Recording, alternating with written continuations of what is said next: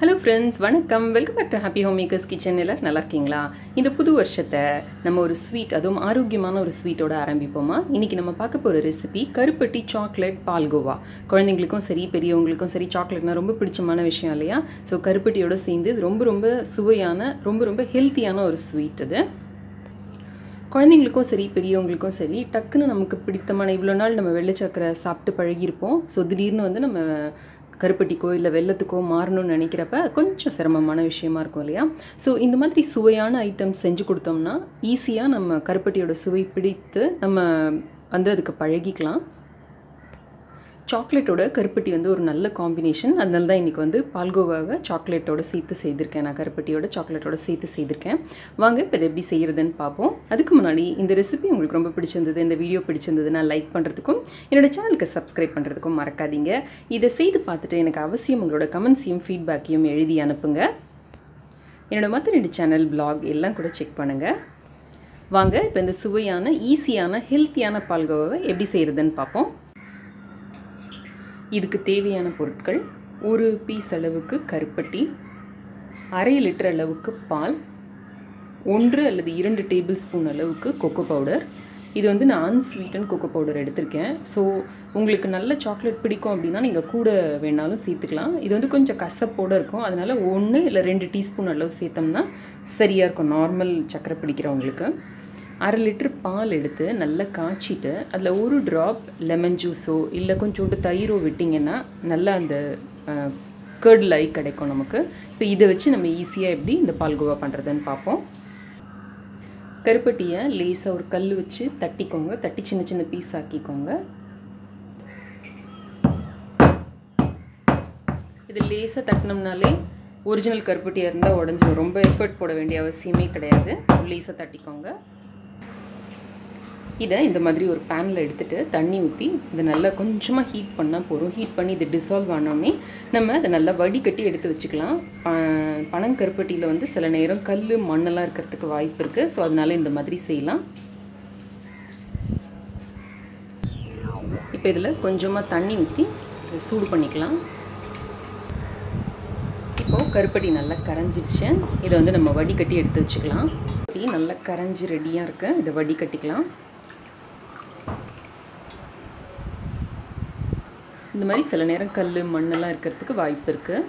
நம்ம இந்த தயிர் சேர்த்து கர்டில் பண்ணி வச்சுருக்கிற இந்த பாலை லேசாக ஒரு வடிகட்டியில் போட்டு இப்படி வடிகட்டி எடுத்துக்கலாம். ரொம்ப வடிகட்டணுன்ட்டு அவசியம் இல்லை. லேசாக அந்த இது இருக்கிறப்பவே எடுத்ததில் போட்டுக்கோங்க. போட்டுட்டு இப்போ இதை நம்ம ஹீட் பண்ண ஆரம்பிக்கலாம். நீங்கள் நினைக்கலாம், ஏன் நம்ம பால்கோவா செய்கிறதுக்கு அப்படியே பாலை வச்சு காய்ச்சாமல் இந்த மாதிரி செய்யணும் அப்படின்னு. இந்த மாதிரி செஞ்சோம்னா நமக்கு ரொம்ப ஈஸியாக பால்கோவா ரெடி ஆகிடும். ரொம்ப நமக்கு கேஸ் செலவும் ஆகாது. நமக்கு நிற்கிற டைமும் ரொம்ப கம்மியாகிடும். ரொம்ப குயிக்காகவும் ரெடி ஆகிடும். உங்களுக்கு டேஸ்ட்டில் ஒன்றும் பெரிய வித்தியாசமே தெரியாது. அந்த மாதிரி பண்ணுற பால்கோவாக்கும் இதுக்கும் நல்லாவே இருக்கும். ஸோ இது இப்போ நல்ல ஹை தீலையே வச்சு நல்லா அப்படி லேஸ் அப்படி கிளறி விட்டுட்டுருங்க.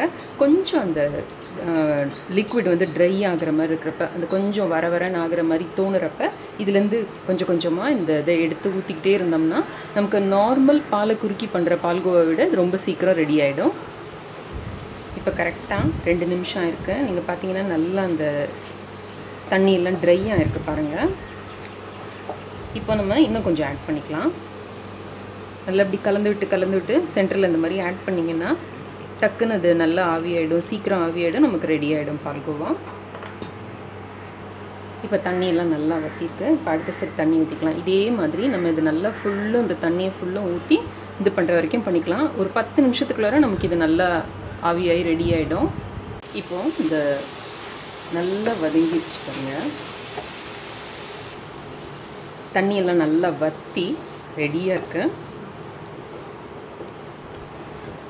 உங்களுக்கு பாலில் பண்ணுறதை விட இந்த மெத்தட் வந்து ரொம்ப ஈஸியாக, ரொம்ப குயிக்காக ரெடி ஆகிடும். இப்போ இந்த ஸ்டேஜில் நீங்கள் வந்து சுகர் ஆட் பண்ணுறதுனா சுகர் ஆட் பண்ணிக்கலாம். ப்ரௌன் சுகர், நாட்டு சர்க்கரை அந்த மாதிரி வேணால் கூட ஆட் பண்ணிக்கலாம். இப்போ நான் அந்த கருப்பட்டி சிரப் நம்ம செஞ்சு வச்சோம் பார்த்தீங்களா, அதை ஆட் பண்ண போகிறேன். இதுவுமே உங்கள் சுவை அளவுக்கு ஏற்றபடி உங்களுக்கு எவ்வளோ வேணுமோ இனிப்புக்கு தக்கபடி ஆட் பண்ணிக்கலாம். அந்த ஒரு அளவு இருக்குது பார்த்தீங்களா, கருப்பட்டி அளவு, ஒரு கொட்டாங்குச்சி அளவு, அது யூஸ் பண்ணிங்கன்னா யூஸ்வலாக சரியாக இருக்கும். இதுக்கு கொஞ்சம் ஸ்வீட் கம்மியாக பிடிக்கிறவங்க அப்படின்னா கொஞ்சம் கம்மியாக சேர்த்துக்கோங்க. இப்போ இதையும் திரும்ப வச்சு நல்லா ஹீட் பண்ணுவோம். கருப்பட்டி கொஞ்சம் சேர்த்து கொதிக்க ஆரம்பிக்கிறப்ப 1 டீஸ்பூன் இல்லை 2 டீஸ்பூன் உங்கள் சுவை அளவுக்கு ஏற்றபடி நீங்கள் பார்த்துக்கோங்க, இந்த கொக்கோ பவுடர் ஆட் பண்ணிக்கோங்க.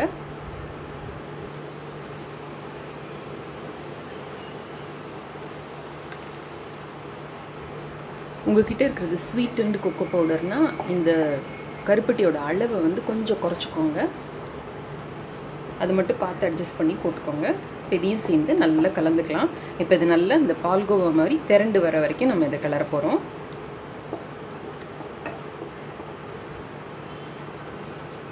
சர்க்கரையே சாப்பிட்டு பழக்கப்பட்ட நமக்கு டக்குன்னு கருப்பட்டிக்கோ இல்லை வெல்லத்துக்கோ மாறுறது வந்து ஒரு சேலஞ்சாக இருக்கும். நம்மளை விட குழந்தைங்களுக்கு வந்து இன்னுமே சேலஞ்சாக இருக்கும்.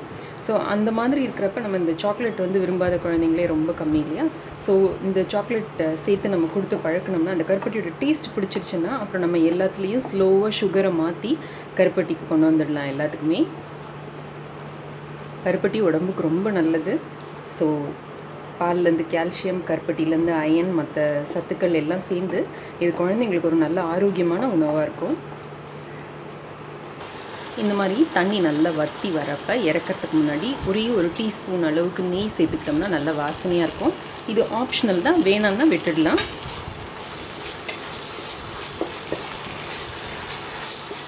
அவ்வளோதான், நம்மளோட கருப்பட்டி பால்கோவா தயார்.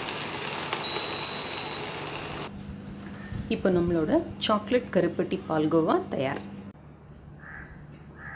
இந்த வீடியோ உங்களுக்கு பிடிச்சிருந்ததுன்னா லைக் பண்ணுறதுக்கும் சப்ஸ்கிரைப் பண்ணுறதுக்கும் மறக்காதீங்க.